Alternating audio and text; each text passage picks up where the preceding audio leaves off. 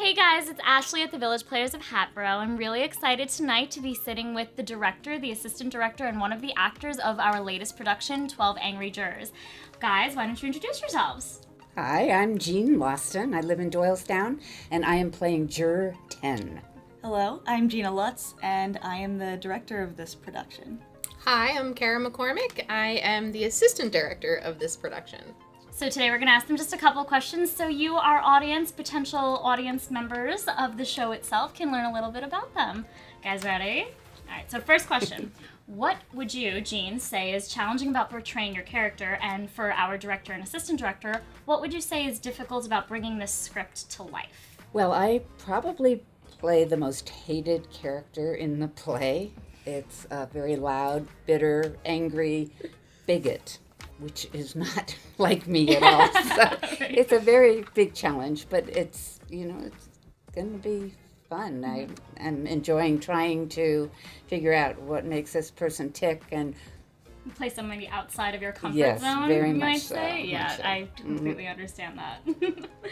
I think we both agree that one of the major challenges of this production is bringing a dated play to a modern audience within a very diverse cast that's very different from the original production. I mean, when the gender or the race of the person in the cast is completely different from what was originally intended, some of the dialogue is taking on a whole new meaning. Sometimes the differences can be more subtle, but sometimes it just becomes really powerful in a way that we didn't really expect. Yeah.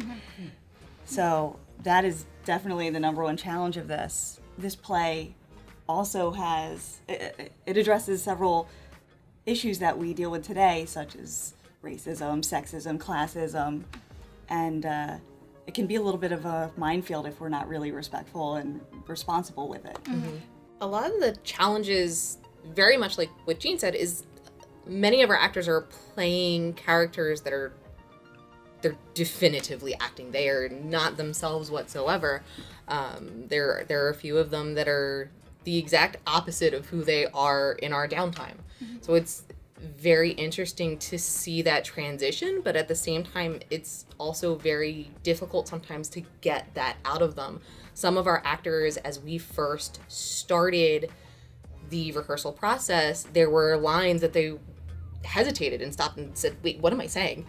And trying to pull that emotion out of some of our actors and break down the barriers and break down those walls and say, this is who you need to be for this particular part, has been both exhilarating and yet terrifying to watch.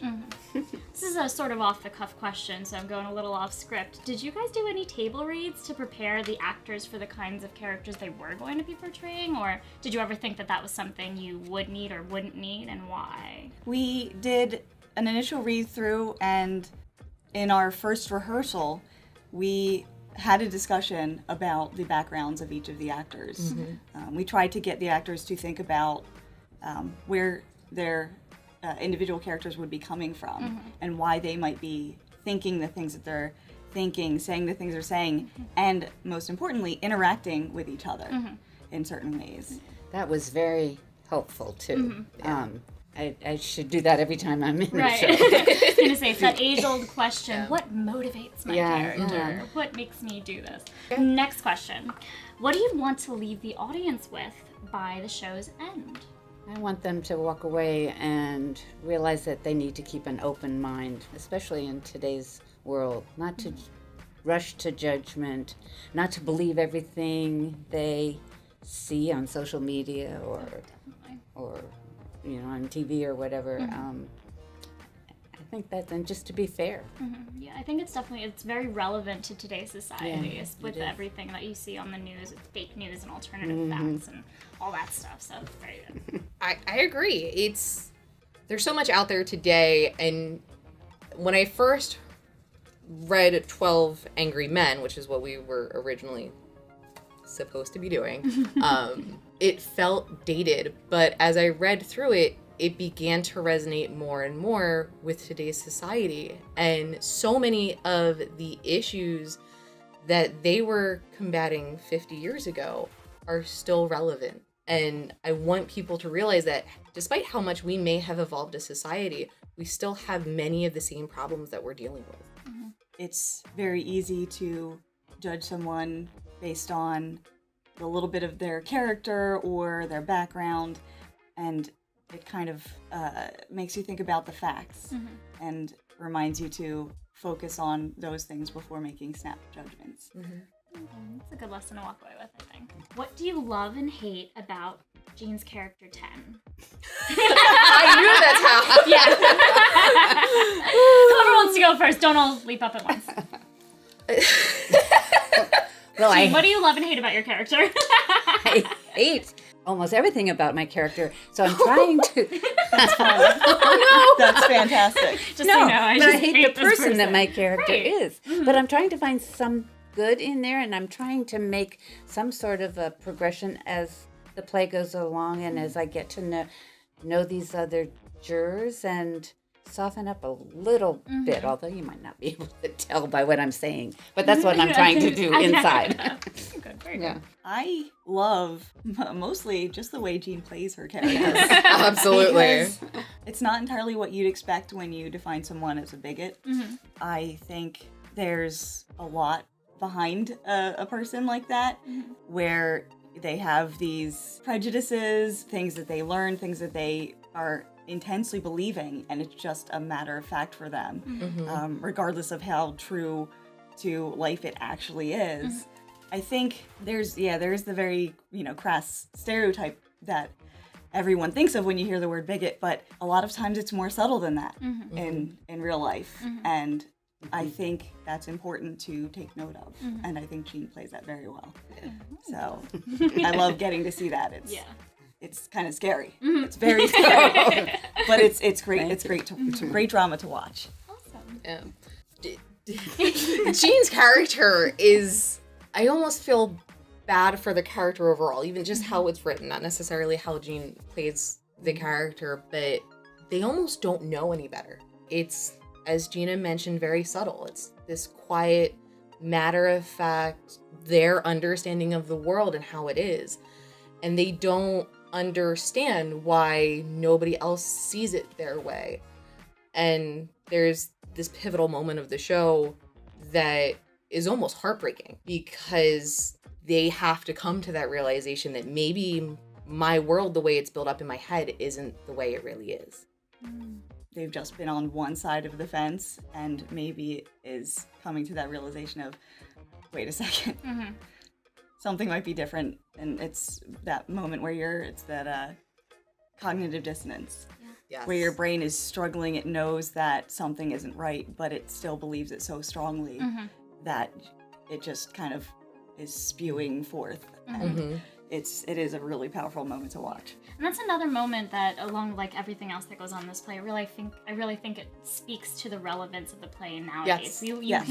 You think about it, you're like, oh, I have this one friend who believes all these things that are so diametrically opposed to what I believe, and you want to convince them, but they're so grounded in their beliefs. So it very much speaks to, I think, the general audience, especially in today's environment. When you have a break during rehearsals, what do you spend your time doing? Take a nap? I would take a nap.